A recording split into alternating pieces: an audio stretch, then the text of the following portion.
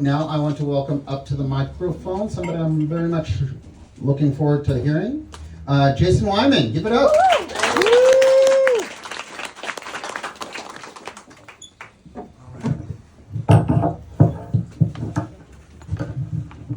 All right, so this is The Seedling, which I'm reading the performance version. If you want to read the published version, go to the Fabulist. And just a real quick note, content warning, there's some violence. I should have known that the scab on my chest, right beside my left nipple, was more than just a scab, when I couldn't remember ever cutting or scratching myself. I really should have known something was off when I saw a small green hair sprouting from it. And I should have become worried when that green hair grew two distinct leaves that were the shape of the maple trees of my youth. I should have, but I didn't. I didn't because I don't really like my body all that much, so I don't really pay attention to it. I even shower with my t-shirt and boxers on, and I dress in my windowless bathroom with the lights off. I'm not sure how I grew to despise my body so much.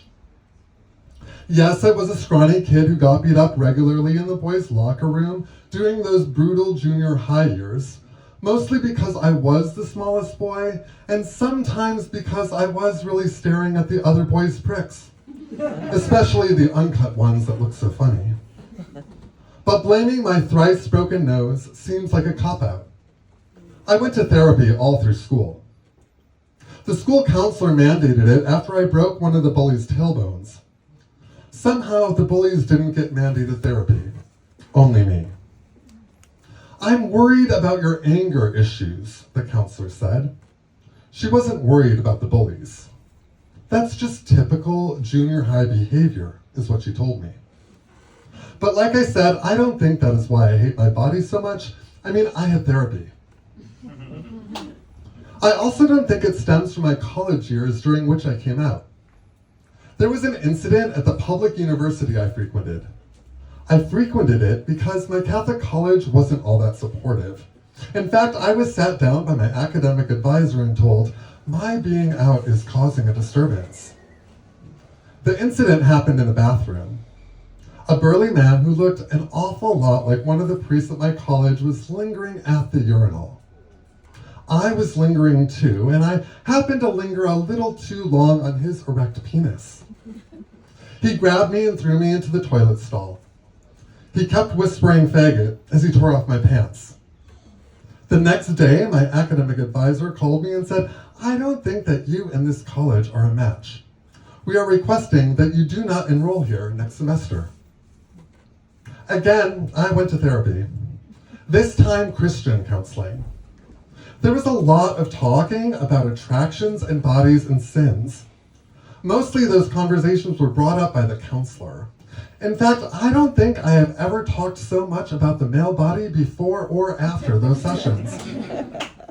But all that personal history doesn't really matter. I mean, I just don't like my body and I have learned how to cope with that reality. I don't own any mirrors, I sleep fully clothed, and I just don't have sex. And at least I am somewhat contented with this life. Or at least, I'm not as depressed as I used to be. But I am avoiding the fact that something sprouted from my chest from a scab I do not remember getting. I do remember a dream, though, that I had on the night of the summer solstice, which also happened to be the same day I think the scab started forming. I think, but I cannot be certain, but in my dream I was scratched. I was in a forest and it was midnight. The forest grew so thick I could not see the sky. I was naked, yes it was one of those dreams, and I was urgently searching for my clothes. I dug holes in the earth with my bare hands, thinking I had buried them. I tore trees, believing they were hidden in their trunks. I could not find them and I became panicked. In my panic, I tripped on the root of a maple tree, one that reminded me of the tree in the front yard of my childhood home. I fell for what seemed like years, and I never touched the ground. As I fell, I prayed not to God or to the heavens, but to that childhood maple tree. I prayed I would finally find peace. Not the peace of world peace, or the peace of mind, but the peace that comes from knowing who you are, the peace that comes from both acceptance and resignation. The maple tree caught me, and in doing so, its branches scratched my chest, or so I think. I woke, bed wet from both perspiration and the release of fear. I went to my windowless bathroom, kept the lights off, and showered. It was only when I went to take off my t-shirt and boxers that I realized I was naked. Being pitch black, I could not see if the maple tree left a physical mark.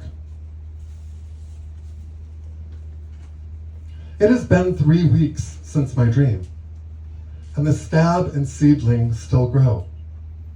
I finally acknowledged it when the twig broke through my t-shirt, and the scab covered my entire chest. But scab is not the correct word. It is more like bark, and the twig is turning into a branch.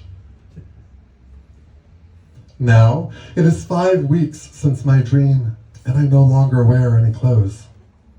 I also no longer leave my home. I know now who I am. My body is covered in bark, and my branches grow lush and full. Tonight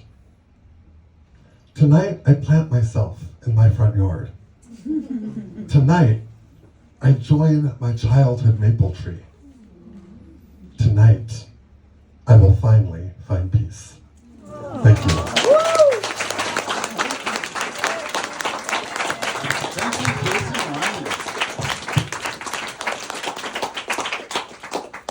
I am rude. Okay, we're actually doing okay. Yeah. Okay, I'm gonna do a little teeny one if I can indulge just a little bit. Okay, my name is Russell Reza Khalid Gonzaga. Tiny bit of context. My mother died from the complications of Alzheimer's with dementia, and that's what this is about. And I'm currently caring for my aunt, her sister, who has the same condition. And I wrote this back when I was visiting my mom. And it's written in the form of, hold on, I gotta find it real quick. It's written in the form of a pantun, which is the Malaysian form of poetry where the lines repeat themselves. So, let's see here.